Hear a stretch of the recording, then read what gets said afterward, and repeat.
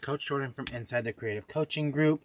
In today's video, I'm going to show you how I add mesh using the Poof method on a work wreath form. Now, there are two types of work wreath forms. This is the one that's got a little bit thicker ties on it, and then there's also a pencil tie. I'm going to opt for the thicker tie one, but either one's going to be fine, you guys. Each one of these, whether it's this one or the one with the ties, has 18 ties on it. You've got 8 on the inner ring and then 10 on the outer. So when I say inner, this is an elevated wreath frame. So this is my inner ring, this is my middle ring, and this is my outer ring. So we're only attaching mesh to our inner and our outer ring. Okay, you can use 21-inch mesh, but I like to use the 10-inch mesh. You can get about the same effect. What I do afterwards when I add my mesh, I do like to add in ruffles or cruffles of mesh into my base, but for now all we're going to do is just the Poof method. We're doing the inner ring first, then we're going to work to the outer ring. I'm going to use one of my favorite meshes. You guys, this one is the jute poly mesh. It's one of my favorite meshes to use. I do use it in the 10-inch, but you can also use 21-inch mesh. And the way I do that, you guys, is you can either throw it to the ground or you can keep it on your table. I like to come in, run that into each other, kind of creating like a little ruffle, but we're not cutting this, okay? Now it's important you don't have to cut the mesh as we're working with it. Okay, so just gonna get that. I'm just gonna choose a tie and we're gonna add that right in. We're gonna twist that like a bread twist tie, okay? Then I like to measure out either 10 inches or 12 inches.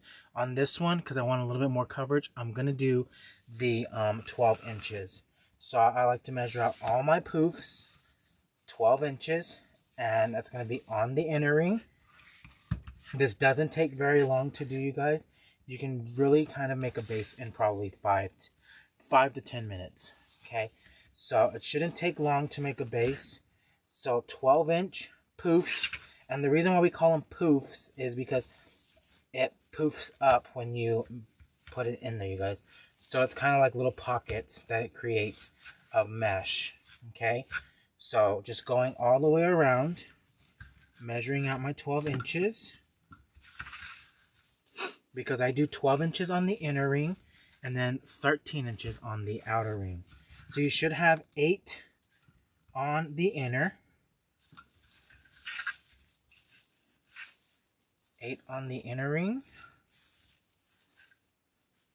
and then 10 on the outer. Okay, so just bringing those all the way around. And like I said, it doesn't matter which wreath frame you use. You can use the work wreath frame with the thicker ties, or you can also use the frame with the pencil ties. Okay, I also try and stick with like a solid neutral color. So normally in my stash, I either have white wreath frames or the tan wreath frames, because I do use a lot of the burlap colored mesh, and that's this color mesh that I have.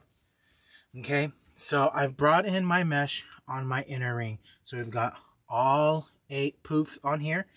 I do not cut my mesh, you guys. I don't cut it yet. I just bring that from this tie to the next available tie, which just happens to be right here. We're going to twist that in. And now I'm going to measure out 13 inches. So 12 inches on the inner and 13 inches on the outer.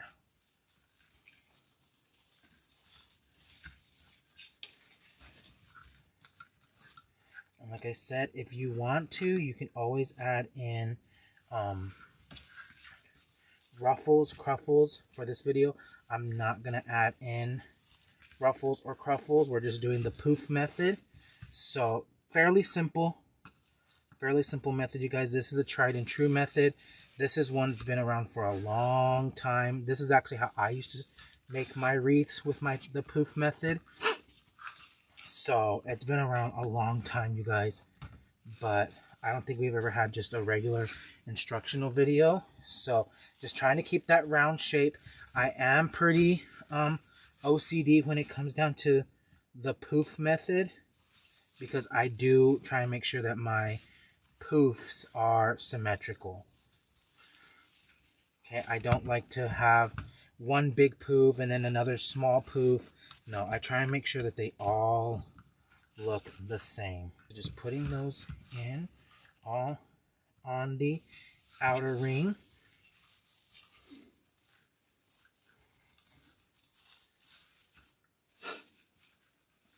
Kind of going back through, kind of fluffing them up as you go. And it's going to make a nice full base. So when you're looking at your work wreath frames, you're going to just make sure that you have the 18 ties. If you don't have the 18 ties, you can use a pipe cleaner. You can add that one extra tie if it's missing. Sometimes these do become a little loose, you guys, and you can come in with your pliers. You can kind of clamp back the hog ring that's on there. But sometimes if it doesn't come with the extra tie, you can add a pipe cleaner in there. It's not gonna matter, because after you add in all of your ribbon, after you add your ruffles, your cruffles, your ribbon, your accessories, florals, ornaments, whatever it might be, you're gonna have you're not gonna be able to see them. So now, do I cut these? No, I keep them part of the wreath. I think it actually, when I glue in like florals, that's what I glue my stuff to. Okay, so just finishing that off right there. Now I am going to just go ahead and trim that off. I do like to bring in a zip tie right here. That piece that I just have cut from the end of it, I like to bring that in. Kind of just zip tie that there so it's nice and kind of hidden. Kind of fluff out my poofs. And there we go, you guys. There we go. We have a nice deco mesh wreath using the poof method, ready to add your signs, your ribbons, your picks and florals, which of course can all be found at Deco Exchange. So have fun, you guys. Make lots of wreaths, and don't forget to post pictures when you're done with it. Okay, bye y'all.